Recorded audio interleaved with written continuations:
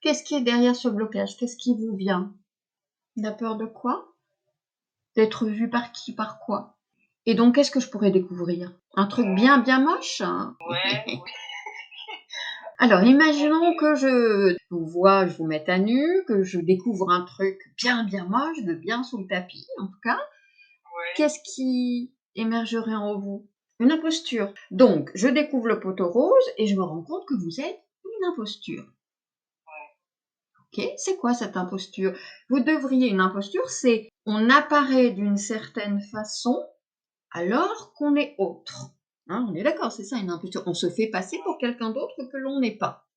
Je vous rassure, j'ai déjà découvert que ça n'était pas le cas. Est-ce que pour autant, ça vous fait être une imposture? Tout le bazar n'est qu'entre vous et vous. Hein. Moi, je ne suis qu'une passerelle entre vous et vous. Hein. Donc, ok, vous avez peur que je découvre que vous n'êtes pas celle que vous déclarez, à savoir une grande éveillée en ce monde. Si on récapitule, on repart sur votre déroulé.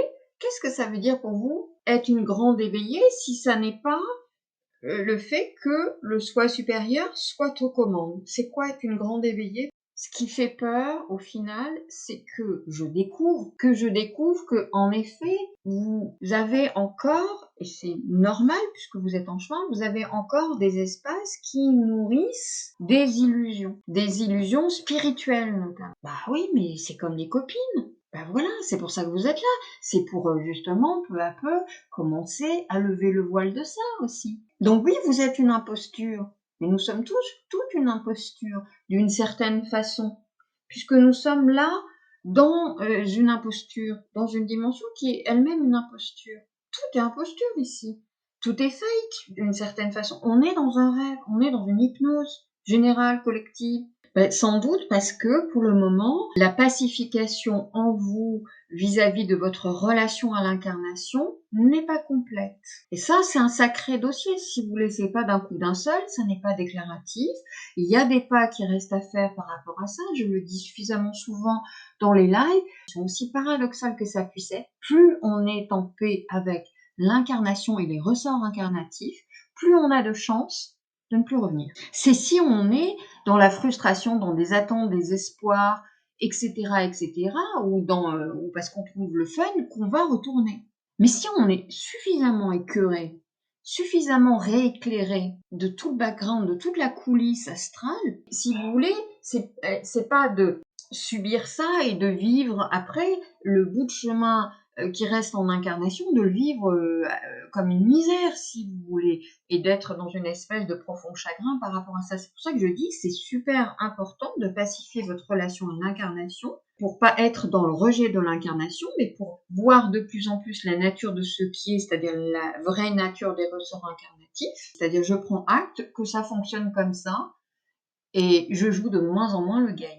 On a capté que, en effet, il y a bien notre part d'humanité, au sens où on ne va pas faire déni de réalité incarnative, et ça c'est fondamental, d'autant que le chemin retour, il se fait par la corporalité notamment.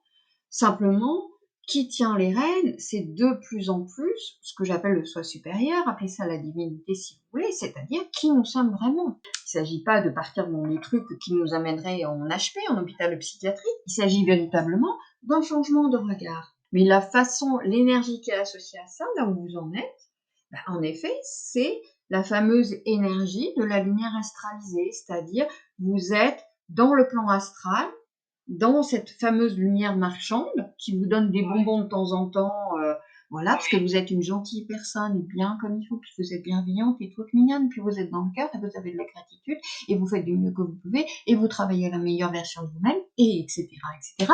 Donc vous recevez des bons points comme la maternelle, vous savez, on a des bons points. Enfin, à l'époque, à mon époque, on avait des bons points. Vous avez des bons points et puis, ben, de temps en temps, vous avez quand même une addition aussi parce que vous êtes dans la lumière marchande. C'est fondamental en plus. Donc ça, c'est à regarder, parce que vous voyez ce que vous venez de dire, ça a trait aux conséquences du trauma primordial. Hein. C'est d'avoir quitté le plan éternifié, il y a un sentiment d'indignité, et le fait de vous sentir une imposture, ça parle aussi du sentiment d'indignité. Je suis forcément moins bien que. Ce que je vous renvoie par la projection que vous faites de moi, ce qui n'est pas une réalité en soi, c'est votre projection, Nathalie est dans une forme de perfection.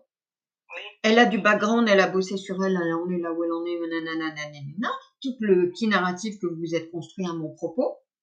Et donc, forcément, tableau comparatif, merde, elle va voir que c'est une imposture, c'est forcé. Le fait que vous vous sentiez une imposture, elle vient pas de moi, elle vient même pas de la comparaison que vous pouvez faire, elle vient même pas de la projection que vous faites à mon propos, qui n'est pas forcément la réalité, c'est votre projection. Elle vient de votre blessure du trauma primordial, c'est-à-dire du sentiment d'indignité qui est en conséquence.